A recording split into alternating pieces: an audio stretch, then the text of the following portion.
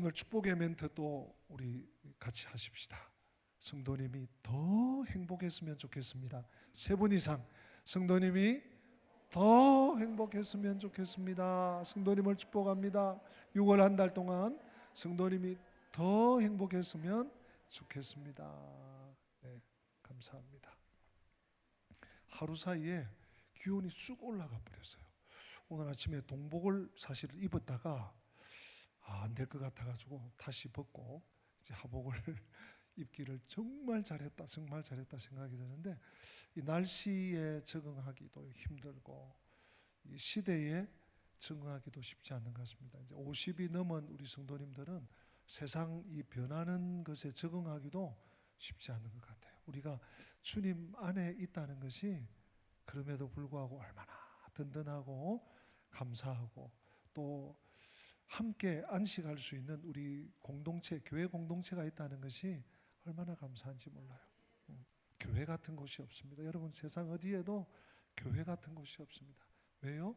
내 하나님 계신 곳, 내 하나님을 예배하는 곳이기 때문입니다. 바울이 갈라디아 교회 또 갈라디아 지역에 복음을 전할 때 굉장히 몸이 아팠던 것 같아요. 오늘 본문이 그것을 우리에게 알려주고 있습니다.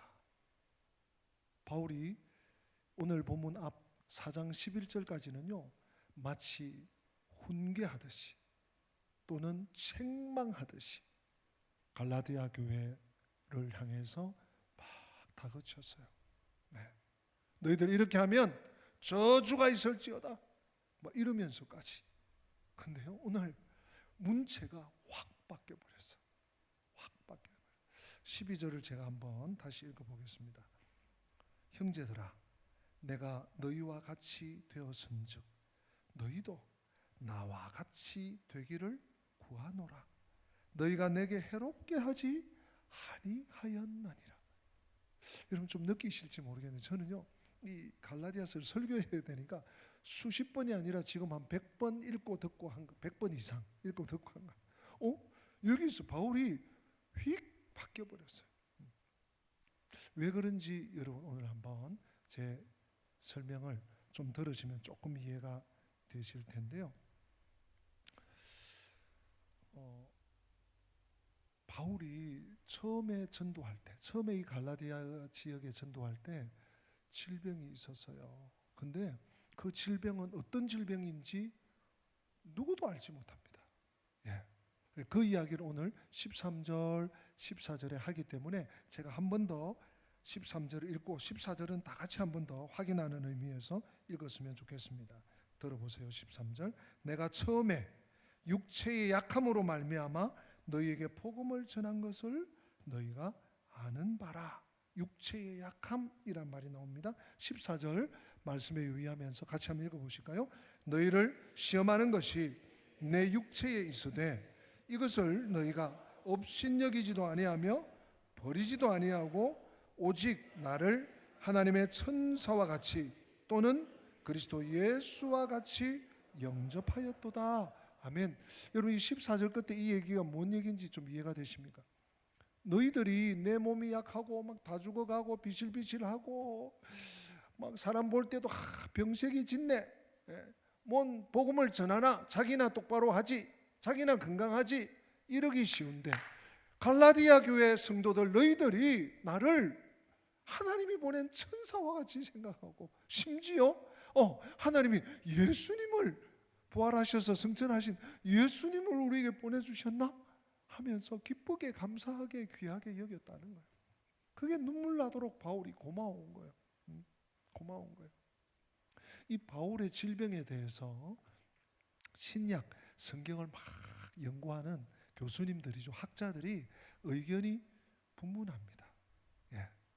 어떤 분은요, 바울이 다마스커스, 다메섹의 그 그리스도인 교회를 핍박하기 위해서 막 살기등등하게 갈 때 예수님을 직면하게 되잖아요. 예. 사도행전 9장에 아마 나올 겁니다. 예수님을 만날 때 큰 강렬한 빛. 여러분 태양이 중천에 또 올랐을 때 해를 한번 보십시오. 잠깐 보면요. 그리고 고개를 돌리면 앞이 그냥 아른아른하잖아요. 그런 강력한 빛을 하나님께서 바울에게 비춰주셨어요. 그러면서 사울아, 사울아, 왜 네가 나를 핍박하냐? 사울은요, 교회, 정말 그 당시 나사렛 이단이라고 불리던 그 이단아라고 자기는 생각을 한 거죠. 교회를 핍박하기 위해서, 성도들을 훈육하기 위해서 가는데 예수님께서 나타나서 야, 왜 나를 못 살게 굴어? 왜 나를 힘들게 해?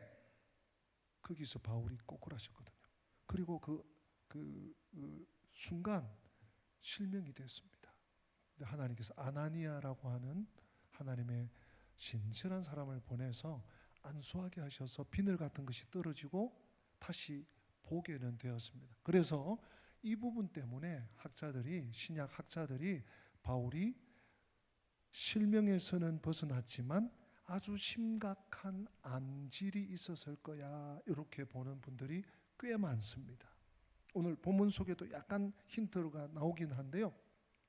또 다른 부류의 학자들은 뭐라고 하는가 하면 바울이 밤빌리아라는 곳에 선교하다가 거기에 늪지대가 있었나 봐요. 늪지대에서 아주 고생을 했는데 거기서 말라리아에 물려가지고 말라리아에 아주 심하게 아주 앓았다. 그래서 그 후유증이 아마 있었을 것이다 하는 또 견해가 있습니다. 마지막 또 한 견해는 바울이 그보다 훨씬 더 심각한 간질병에, 간질은 이 뇌의 병이거든요. 간질이 있었을 것이다, 이렇게 추측하는 학자들도 있습니다. 어떤 건지 우리는 정확하게 몰라요. 그러나 분명한 것은 바울이 아주 심대한 질병이 있었습니다. 오늘 13절에 말씀하죠. 내가 처음에 육체의 약함으로 말미암아 그냥 감기하고 독감하고 혹은 몸살 나고 이 정도 가지고 내가 육체의 약함이라고 얘기할 수 없습니다. 뿐만 아니라 14절에 너희를 시험하는 것이 내 육체에 있었다는 것을 볼 때는 바울이 아주 심각한 질병이 있었던 것이 분명합니다.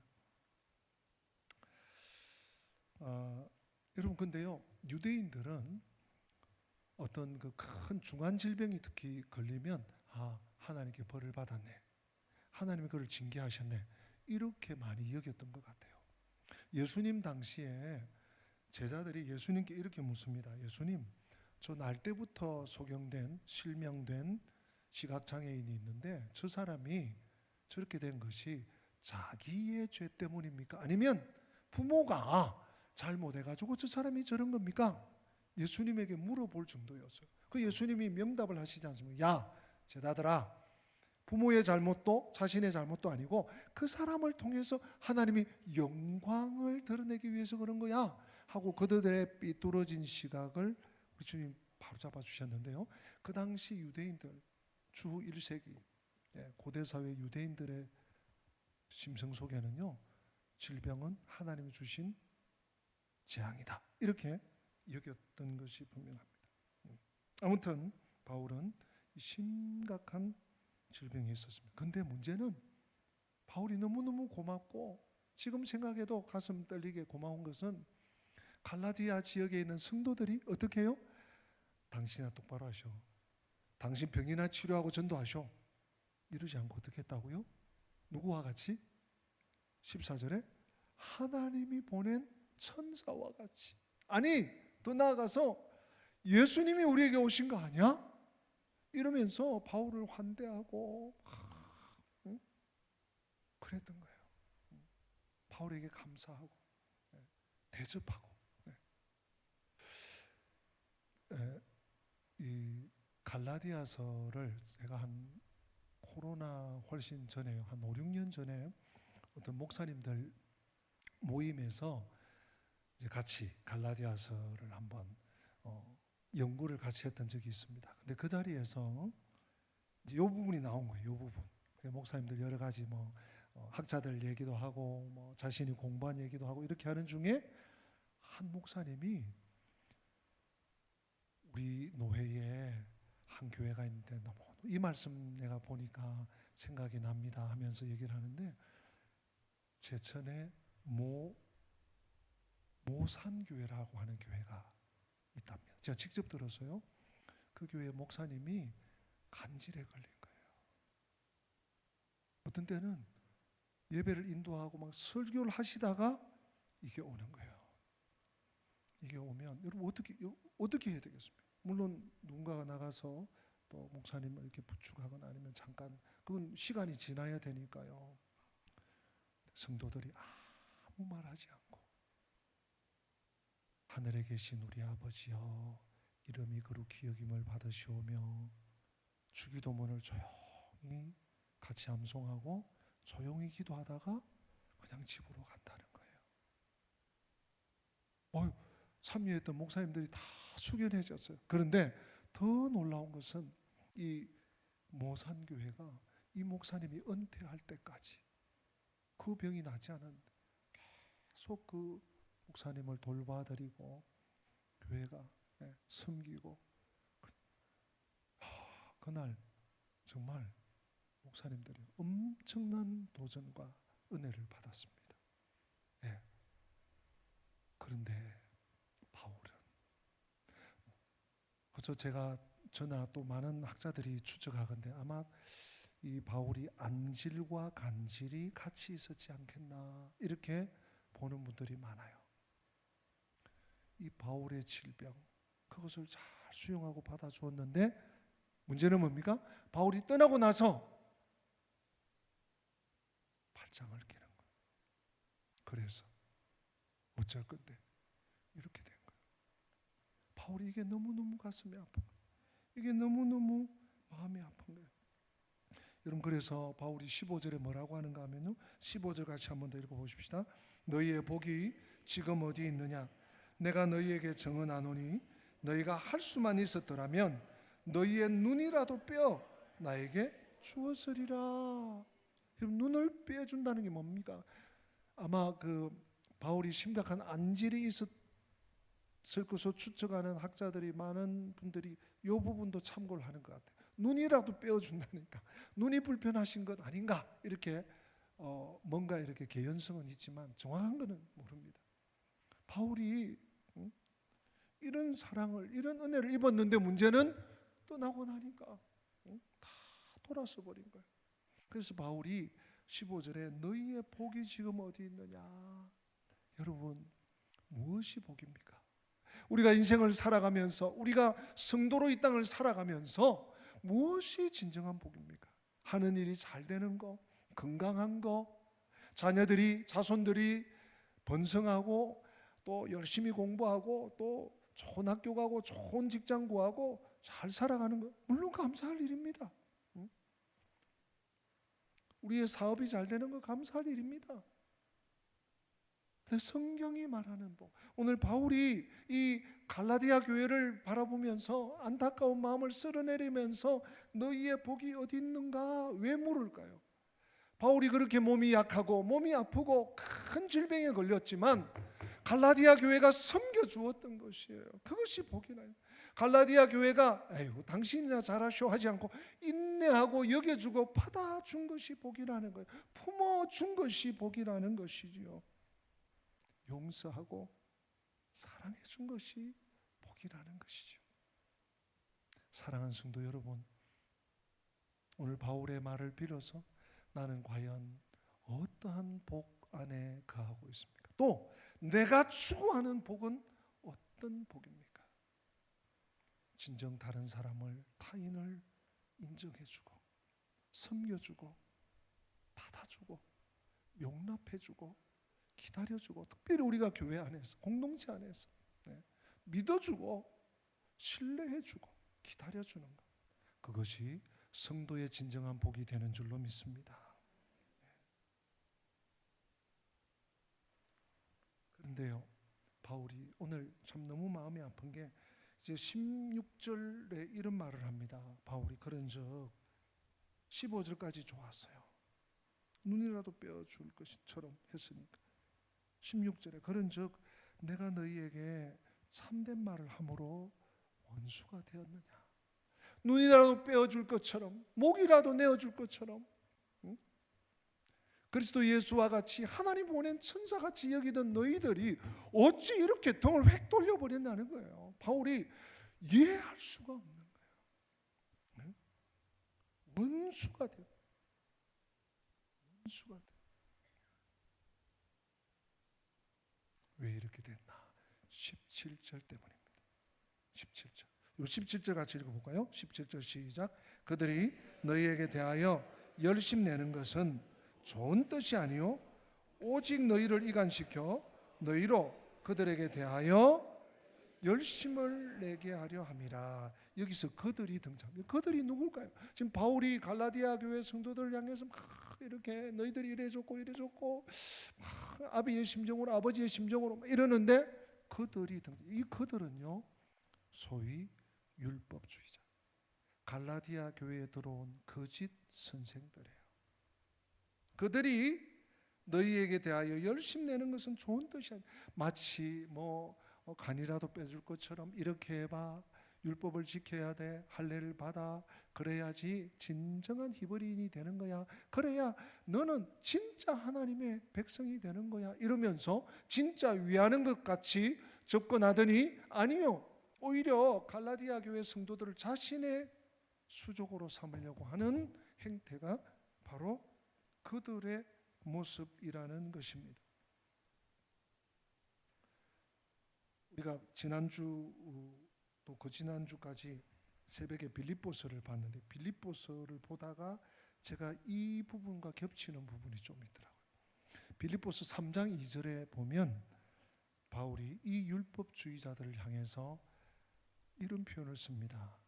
빌립보 3장 2절에 개들을 삼가고 행악하는 자들을 삼가고 몸을 상해하는 일을 삼가라. 지금 쭉 앞에서 갈라디아 교회와 마찬가지로 그 빌립보 교회도 다 이방 교회잖아요.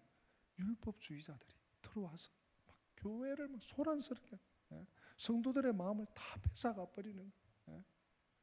그리고 예수님과 성도들과의 관계를 깨뜨려 버립니다. 여러분, 주님과 나와의 관계가 깨어지면 뭐도 깨어지는 줄 압니까? 사람과의 관계도 깨어져요. 내가 요즘 왜 자꾸 이렇게 다른 사람을 보면 사람이 교만해 보이고 사람을 보면 자꾸만 부정적인 생각이 들어요. 여러분, 주님과의 관계를 먼저 점검하셔야 돼요. 네. 이 빌립보 지역에 들어와 있는 개들, 행악자들, 지금 바울이 정확하게 갈라디아서 4장 몇 절이죠? 17절에 언급하고 있는 그들이에요. 그들이 어떤 행동을 했습니까? 성도들의 신앙의 올바른 모습을 파괴했습니다. 어떻게 해요? 성도들을 복음과 예수님과 이간시키고 교회 공동체를 혼란케 했습니다. 네. 저 악인들에 대해서는 그런데 바울이 더 놀랍고 가슴 아프고 괴로운 것은 바울에게는 등을 돌려서 뭐와 같이 16절에 원수같이 여기면서 그렇게 교회를 위해서, 복음을 위해서, 성도들을 위해서 눈물을 흘리고 기도하고 땀 흘리고 밤을 새고 그랬던 바울에게는 한순간에 등을 돌리는데 교회를 힘들게 만들고 여러 가지 말이 난무하게 만든 그들에 대해서는 한마디도 하지 못하는 거예요. 한마디도, 아무 소리 못하는 거예요. 그래서 바울이 뭐라고 합니까? 18절에 좋은 일에 대하여 열심으로 사모함을 받으면 내가 너희를 대하였을 때뿐만 아니라 언제든지 좋으니라. 너희들이 열심히 하는 거 좋아. 언제든지 내가 가 있으나 내가 멀리 떨어져 있으나 너희들이 좋은 일을 하면 왜 내가 너희들을 문제 삼고 하겠느냐. 여러분, 그런데요, 좋은 일을 하려면 뭐부터 있어야 됩니까? 좋은 생각을 가져야 돼. 바른 마음을 가져야 돼. 그러나 이 갈라디아 교회, 빌립보 교회도 마찬가지요. 이 갈라디아 교회에 들어온 그들은 파벌과 그리스도가 아닌 다른 것들을 위해 열심을 냈어요. 또 그 열심을 부추겼어요. 또 사람들을 이간시키는 일에 열심인 이런 사실 앞에 바울은 너무 속상한 거예요. 이해가 되지 않아요. 무엇이 그들을 이렇게 만들었는지, 왜 그들이 바울에게 등을 돌리고 원수와 같이 여겼는지. 그래서 다시 한번 제가 빌립보서를 인용하겠습니다. 빌립보서의 표현을 빌면 빌립보서 3장 18절 우리 다 같이 한번 읽어볼까요? 내가 여러 번 너희에게 말하였거니와 이제도 눈물을 흘리며 말하노니 여러 사람들이 그리스도의 십자가의 원수로 행하느니라. 여러분, 바울이 한두 번이 아니에요. 한두 번이 아니에요. 빌립보 교회, 바울이요 갈라디아 교회도 한두 번이 아니에요. 여러 번 너희들에게 당부하고 또 말하고 부탁하고, 또 지금도 바울이 빌립보서를 감옥에서 쓰거든. 로마 차가운 감옥에서 빌립보서를 쓰면서도 눈물 없이 쓸 수 없다고요. 이 일만 생각하면 가슴이 저며와서 눈물을 흘리면서 지금도 말한다. 뭡니까? 여러 사람들이 열심을 내고 힘을 내고 특심을 내는데 여러 사람들이 무엇으로요? 그리스도 십자가에 오히려 원수로 행한다. 두려운 말씀입니다. 열심이 중요한 게 아니에요. 많은 일을 하는 게 중요한 게 아닙니다. 밤새 뭔가를 열정을 가지고 하는 게 중요한 게 아닙니다.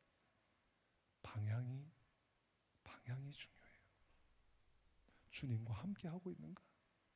주님의 말씀을 따라가고 있는가? 주님의 뜻을 따르고 있는가? 방향이 중요해요. 그래서 바울이 결단하고 결심합니다. 오늘 19절 제가 이 말씀을 하기 위해서 지금 여기까지 왔습니다.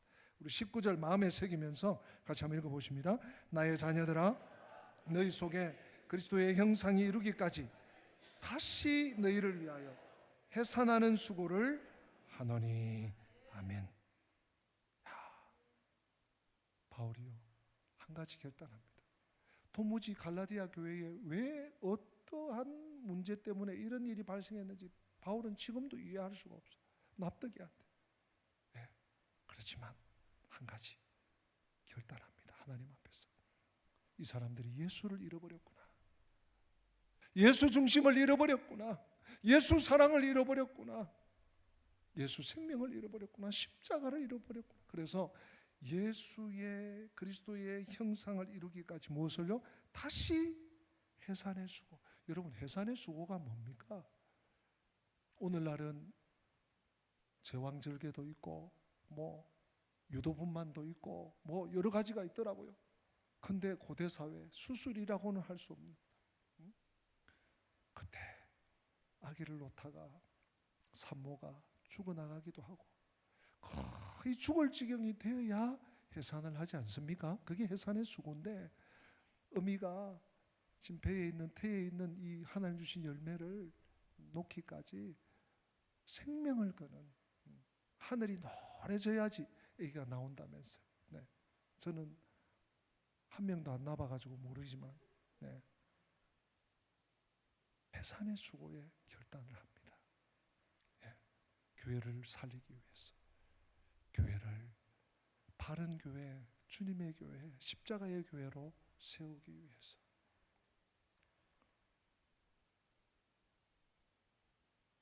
(20절에) 내가 이제라도 너희와 함께 있어 내 언성을 높이려 함은 너희에 대하여 무엇이 의혹이 있습니다. 바울이 아직까지도 이해가 안 된다는 거예요. 어떻게 이렇게 율법주의자들을, 거짓 교사들을 훅 따라가가지고 바울에게는 등을 돌리고 원수와 같이 여기면서 험담을 하는지 이해가 되지 않아요. 그러나 바울의 결의와 결단은 너희에게 그리스도의 형상을 이루기까지 내가 해산의 수고를 하겠다.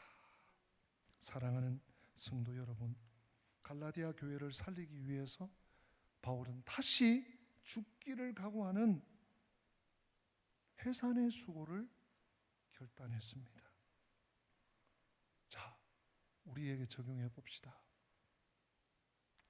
우리 성도는요, 누구나 전도자입니다. 또 우리 가정을 돌아보면 아직 주님 앞에 나오지 못한 혹은 자녀들이 혹은 부모님이 혹은 고륙 지친 형제지간들이, 이웃들이 있잖아요. 아유, 믿으려면 믿고 말라면 말고, 또 그런 분들이 또 서운하게 해요. 여러분, 바울처럼 해산의 수고 보통 결단 아닙니다. 죽음을 각오하는, 나의 모든 힘을 다 쏟는 해산의 수고를 좀 하십시다. 벌써 6월 달이에요. 그죠? 또 한 가지. 무너진 나의 삶. 어떠하든지, 이유야 어떠하든지 그리스도와 멀리 떨어진, 여러분, 이전과 이후, 5년 전, 7년 전, 3년 전과 지금 나의 모습 어떻습니까? 주님과 더 가까이 있습니까? 주님의 십자가를 꽉 붙잡고 가고 있습니까? 주님을 이전보다 더욱 사랑하고 있습니까? 주님 앞에 내 삶을 다 드리기로 결단하셨습니까? 요즘 점점 우리의 신앙의 컬러가 희석되고 있습니다. 옅어져 가고 있습니다. 지금 우리는 예수께로 돌아가야 합니다. 십자가로 돌아가야 합니다. 다시 십자가로, 다시 예수님 품으로 돌아갈 때 우리는 진정한 생명에 거할 수 있습니다. 진짜 하늘의 기쁨에 우리는 거할 수 있습니다. 제가 이상하게 어제부터 오늘 일부 예배 때는 이 말씀을 못 드렸는데 자꾸 제 머리에 떠오르는 구절이 하나 있어요. 그래서 2부 예배는 이 말씀을 드리고 마치려고 합니다. 잠언 14장 4절에 소가 없으면 구유는 깨끗하려니와 소의 힘으로 얻는 것이 많으니라. 이 말씀이 오늘 본문과 무슨 상관이 있는지 저는 잘 모르겠습니다. 근데 여러분들이 한번 연결시켜 보십시오. 외양간이 있습니다. 근데 소가 없어. 그러면요, 외양간 청소할 일도 없고 물 청소할 일도 없고 환기시킬 일도 없어. 근데 소가 있으면 소 풀 줘야 되죠. 똥 치워야 되죠. 한 번씩 산책시켜야 되죠. 그죠? 아프면 주사 맞춰야 되죠. 번거로운 일이 많아. 그러나 소가 하는 일이 많습니다. 소가. 꼭 소만 생각하지 마시고 우리의 삶에 내가 믿음 생활하는데 이 믿음이, 나의 믿음이 혹시 소 없는 믿음은 아닌지, 진짜 내가 소 있는 믿음이 맞는지, 소 그 냄새 나고 귀찮아 그래서 멀찍이 있는 건 아닌지. 오늘 바울은 내가 다시 해산하는 수고를 한다. 내가 죽을 각오하고 주님의 몸된 교회를 세운다. 우리도 죽을 각오까지는 아닐지 몰라도 다시 복음 앞으로, 다시 십자가 앞으로, 다시 예수님 품으로 나아가는 우리 형제 자매님들, 우리 성도들 다 되시기를 주님의 이름으로 부탁드립니다. 다 함께 기립하시겠습니다. 오늘 말씀 마음에 올리면서 예수님 품으로라는 찬양 제목입니다. 인생길 험하고 마음 지쳐 살아갈 용기 없어질 때 너 홀로 앉아서 낙심치 말고 예수님 품으로 나아오시오. 우리 기도하는 마음으로 찬양하겠습니다.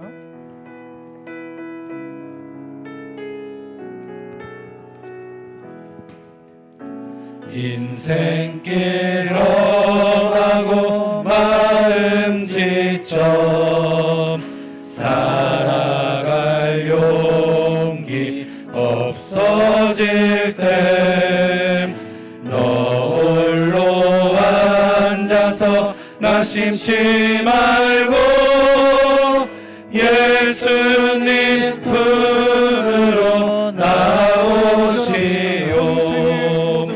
평생의 모든 꿈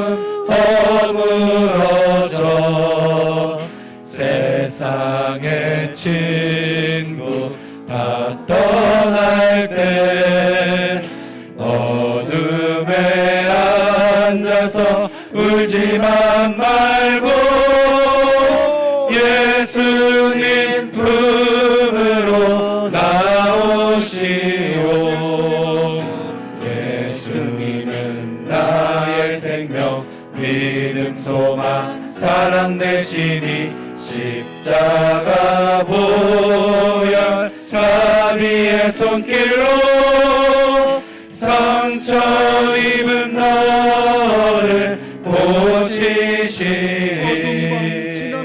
어둠 밤 지나면 새날 오고 겨울이 가면 봄이 오듯 이 세상 슬픔이 지나고 나면 광명한 새날이 다가오네.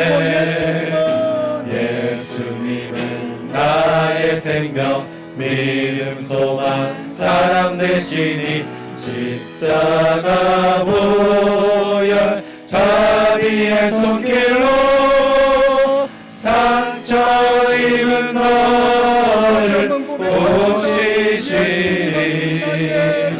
예수님은 나의 생명 믿음 소망 사랑 되시니 십자가 보혈 자비의 손길로 상처 입은 너를 고치시리.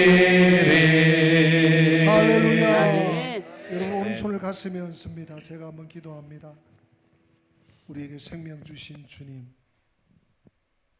우리의 삶을 끝까지 인도하시고 책임지시는 주님,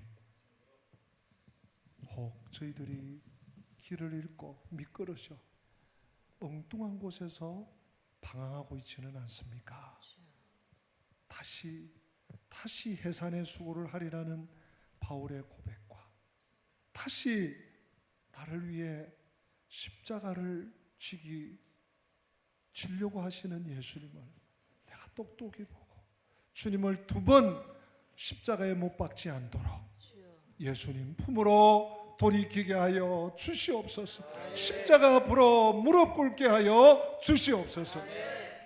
주 예수 그리스도의 은혜와 하나님 우리 아버지의 변함없는 사랑과 보혜사 성령님의 교통하심이 다시 십자가 앞으로 다시